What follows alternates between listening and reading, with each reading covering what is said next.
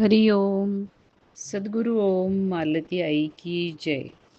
व्रजभूमीतील भक्तकथा मालेत मी अनुप्रिता थत्ते तुम्हा सर्वांचं स्वागत करते. या कथामालेतली 93वी गोष्ट श्री नित्यानंददास बाबाजी यांची आपण ऐकतोय. त्याचा आता आपण दुसरा भाग ऐकूया. आपण मागच्या भागात बघितलं की नित्यानंददास बाबाजी यांच्या साम्राज्याचा विस्तार स्वतः प्रभूंनाच करायचा होता. त्याच्याबद्दल एक खूप बोलकी घटना घडली ती आपण आज ऐकूया. ओडिसा येथे एकदा सुशील आणि सधन अशा परिवारामध्ये एक संस्कारी बालक होता आणि त्याला भजन भक्ती करण्याची ओढ लागली. म्हणून एका योग्य गुरुची प्राप्ती आपल्याला व्हावी या विचाराने तो प्रयत्न करू लागला. त्याने खूप शोध घेतला, प्रयत्न केले, पण त्याला योग्य असे गुरु काही भेटेना. तेव्हा जगन्नाथपुरीच्या मंदिरामध्ये, जगन्नाथजीच्या मंदिरामध्ये जाऊन त्याने परमेश्वराला प्रार्थना केली की हे प्रभू, आपण जगताचे नाथ आहात आणि मी सुद्धा तुमच्या ह्या जगातला एक तुच्छ जीव आहे. तुम्ही जीवांवरती अहेतुकी कृपा करता अशा अनेक कथा मी आजपर्यंत ऐकलेल्या आहेत. तर काय तुम्ही माझ्यावरती सुद्धा कृपादृष्टी कराल का? मी असं ऐकलंय की गुरु कृपेच्या शिवाय साधना करून तुमची प्राप्ती करणं हे संभव नाही. पण गुरुदेव सुद्धा तुमच्या कृपेमुळेच मला मिळणार आहेत ना. म्हणून दया करा नाथ. तुमच्या दयेमुळे मला गुरुदेवांची शीघ्र प्राप्ती व्हावी आणि मग मी त्या मार्गावरती त्यांच्या निर्देशाने चालू शकेन की ज्या मार्गावरती चालल्यानंतर आपल्या चरणकमलांच्या त्रितापहारी अशा सुशीतल छायेमध्ये मी विश्रांती घेऊ शकेन. तो जगन्नाथजींना अशा प्रकारे प्रार्थना करत होता आणि इकडे डोळ्यातून प्रेमाश्रूंच्या धारा वाहत होत्या. तो इतक्या वेळ रडत होता की त्याच्या अंगावरचे छातीच्या तिथले कपडे सुद्धा ओले झालेले होते. मग त्यांनी डोळे उघडून त्या वेदीकडे पाहिलं तर अचानक बलभद्र आणि सुभद्रा ह्या 2 मूर्ती तिथून अदृश्य झाल्या. आता त्या वेदीवरती जगन्नाथजीचा एक गोलाकार असा मोठा चेहरा त्याला दिसू लागला आणि तो त्याच्याकडे पाहत होता आणि अचानक त्या मोठ्या गोल अशा जगन्नाथजीच्या चेहऱ्याच्या जे डोळे होते त्यातून 2 अश्रूंच्या धारा वाहू लागल्या. आता त्या अबोध बालकाला काही कळेच ना की हा काय प्रकार आहे. त्याला वाटलं की आपल्या हातून काहीतरी अपराध झालाय आणि त्यामुळे जगन्नाथ हे दुःखी झालेत आणि म्हणून ते रडतायत. खरं तर तसं नव्हतं. त्याला हे कळलंच नव्हतं की ज्याप्रमाणे त्या जगन्नाथजींच्या किंवा भगवंताच्या प्रेमामुळे त्याला रडू येतंय, तसंच आपल्या भक्ताच्या प्रेमामुळे हा प्रभू पण आपल्यासाठी रडतो आहे. जितका त्यांना मिळवण्यासाठी, त्यांना भेटण्यासाठी आपण अधीर आहोत, तितकेच प्रभूसुद्धा आपल्याला म्हणजेच भक्ताला भेटण्यासाठी अधीर होतात, हे त्या अबोध बालकाला कळलंच नाही. त्याला खूप वाईट वाटलं आणि तो मंदिरातून बाहेर पडला. मग तिथून तो विमला देवीच्या मंदिरामध्ये गेला. तिथेही त्यांनी अशा प्रकारचीच प्रार्थना केली. पण प्रार्थना करून तो जेव्हा मूर्तीकडे पाहू लागला, तेव्हा त्याला असं दिसलं की मूर्तीचा उजवा हात हलतो आहे. खरं तर देवी त्याला आशीर्वाद देत होती हात हलवून. पण तो संकेतही त्या अबोध मुलाला कळला नाही. म्हणून आता तो करुणावतार गौरांग महाप्रभू यांचे दर्शन घ्यावं म्हणून नवद्वीप येथे गेला. तिथे सुद्धा मंदिरामध्ये जाऊन त्याने अशाच प्रकारची प्रार्थना केली. मग तो जेव्हा श्रीमन महाप्रभूंच्या श्री विग्रहाकडे पाहू लागला, तेव्हा तर सिनेमात जशी एकानंतर एक चित्र दिसतात, तशी त्याला चित्र दिसू लागली. श्रीमन महाप्रभूंच्या जागी प्रथम त्याला श्रीकृष्ण दिसले. त्याच्यानंतर श्री राधेचं दर्शन झालं आणि त्या श्री राधेच्या बरोबर एक नीलवर्णाच्या राधेच्या सखीचंही त्याला दर्शन झालं. सखीचं दर्शन त्याला होत असतानाच महाप्रभूंना नैवेद्य दाखवण्याची वेळ झाली आणि त्यामुळे त्याच्या डोळ्यासमोर पडदा आला आणि ते दर्शन तुटलं. श्रीमन महाप्रभूंच्या श्री विग्रहामध्ये श्रीकृष्ण, श्री राधा आणि त्या सखीचं दर्शन पाहून घेऊन त्याला अतिशय आश्चर्य वाटलं होतं. तो चकित झाला. पण त्याला कळलं हे काहीतरी अद्भुत आहे. पण त्याचं रहस्य त्यावेळेला मात्र त्याच्या लक्षात आलेलं नाही. आणि मग त्याला आतून प्रेरणा झाली आणि सद्गुरूंची भेट घ्यावी किंवा सद्गुरूंचा शोध घेण्यासाठी तो आता वृंदावन येथे निघाला. वृंदावन येथे स्टेशनला तो उतरला रेल्वे स्टेशनवरती आणि रेल्वे स्टेशनच्या बाहेर पडून तिथल्या उतारावरून तो जेव्हा चालत होता, तेव्हा त्याला दिसलं की समोरून नित्यानंददास बाबाजी येत आहेत. नित्यानंददास बाबाजींशी त्याचा या युवकाचा अ, ब द पुरीमध्ये पूर्वी परिचय झालेला होता. दर्शन त्यांनी घेतलेलं होतं. त्यामुळे दोघांनीही एकमेकांना ओळखलं. नित्यानंददास बाबाजी त्याच्या जवळ आले, त्याची चौकशी केली आणि ते त्याला आपल्याबरोबर गोवर्धन येथे घेऊन गेले. तो त्यांच्याबरोबर मग तिथे राहू लागला. त्यांच्या सत्संगामध्येच हळू आतूनच त्याला हा आपोआपच बोध झाला, की हेच आपले गुरु आहेत. म्हणून मग त्यांच्याकडून दीक्षा घेऊन तो निश्चिंत झाला. आता सद्गुरूही मिळाले होते आणि व्यवस्थित साधनाही चालू झालेली होती. मग त्याला अशी इच्छा झाली, की आपल्या सद्गुरू महाराजांचं एक चित्र आपल्याकडे कायमसाठी असावं. म्हणून नित्यानंददास बाबाजींना त्याने प्रार्थना केली, की "महाराज, मला आपला एक फोटो घ्यायचा आहे." दास बाबाजींनी त्याला फोटोग्राफरला बोलवून आणायला सांगितलं. म्हणून हा युवक वृंदावन येथे गेला. तिथे गोपीनाथ बाजार येथे असलेले जे फोटोग्राफर होते, श्री कालीबाबू असं त्यांचं नाव होतं, त्यांना घेऊन तो परत आला.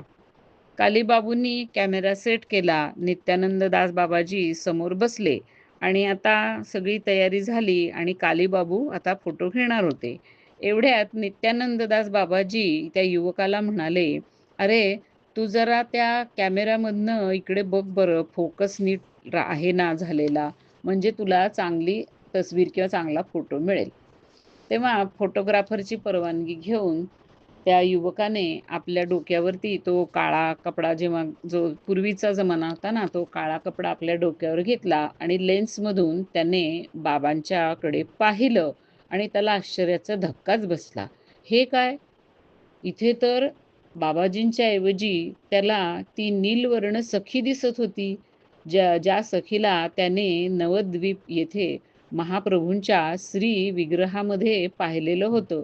तिथे त्या सखीचं त्याला दर्शन झालेलं होतं. हे काय आहे?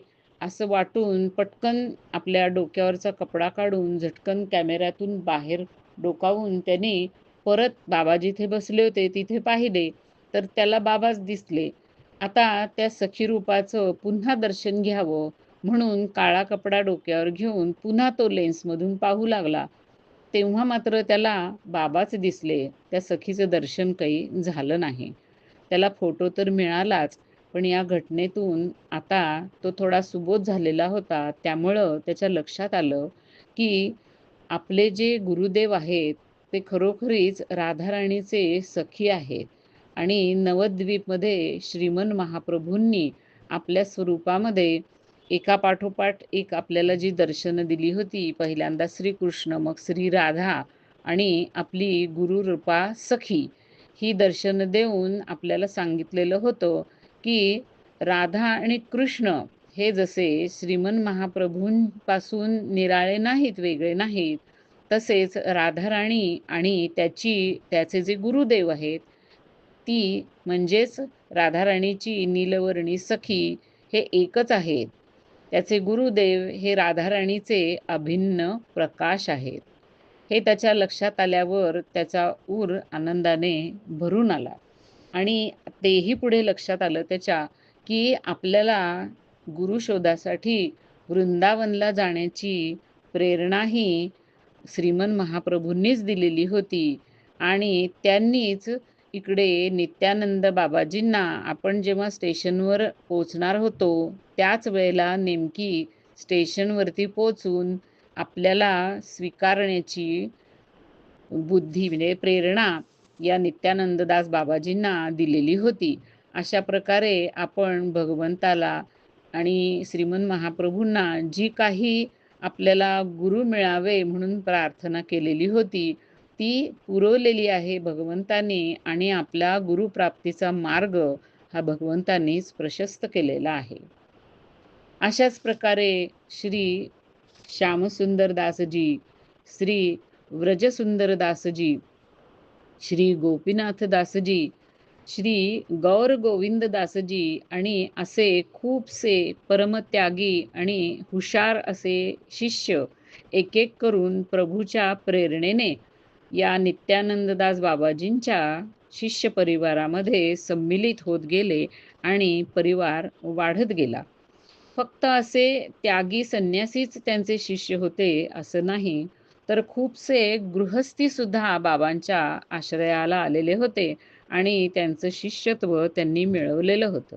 या सर्व गृहस्थी शिष्यांमध्ये मथुरा येथे राहणारे श्री गिरिराज धरणजी यांच्या नावाचा विशेष रूपाने उल्लेख करावासा वाटतो. खरं तर बाबा आपल्याला अतिशय झाकून ठेवत असत.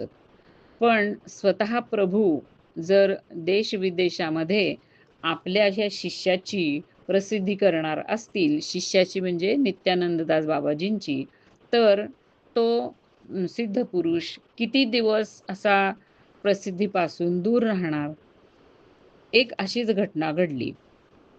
वृंदावनपासून खरं तर तसं दूर असलेल्या अमृतसर येथे बाबांना खरं तर कुणीच ओळखत नव्हतं. पण तिथे सुद्धा प्रभूच्या प्रेरणेने त्यांची कीर्ती पसरायला वेळ लागला नाही. त्याला कारण एक घटना झाली. या अमृतसर येथे एक ब्राह्मण राहत होता आणि तो ब्राह्मण श्रीकृष्णाचा भक्त होता. त्याच्याकडे श्रीकृष्ण राधाकृष्णाची एक सुंदरशी मूर्ती होती आणि तिची सेवा भक्ती तो करत असे. एकदा ह्या दोघांनी म्हणजे राधाकृष्णाने त्याच्या स्वप्नात येऊन त्याला सांगितले, की आम्हाला नंदग्राम इथे राहणाऱ्या, वृंदावन येथील नंदग्राम इथे राहणाऱ्या श्री नित्यानंददास बाबाजी यांच्याकडे तू पोचून दे. आता इथून पुढे आम्ही त्याची सेवा घेणार आहोत. भगवंताचा आदेश मिळाल्यावर काय करणार बिचारा? ब्राह्मण निघाला नंदग्रामला. त्याने बरोबर आपली ती मूर्ती घेतली आणि तो नंदग्राम इकडे चालू लागला. तिथे पोचल्यावर नंदग्राम इथे पोचल्यावर त्याने इकडे-तिकडे चौकशी केली आणि विचारपूस करत तो नित्यानंददास बाबाजी यांच्याकडे पोचला. त्यांना त्याने आपल्या स्वप्नाची सगळी गोष्ट सांगितली आणि राधा-श्यामाची मूर्ती त्यांना सुपूर्द केली.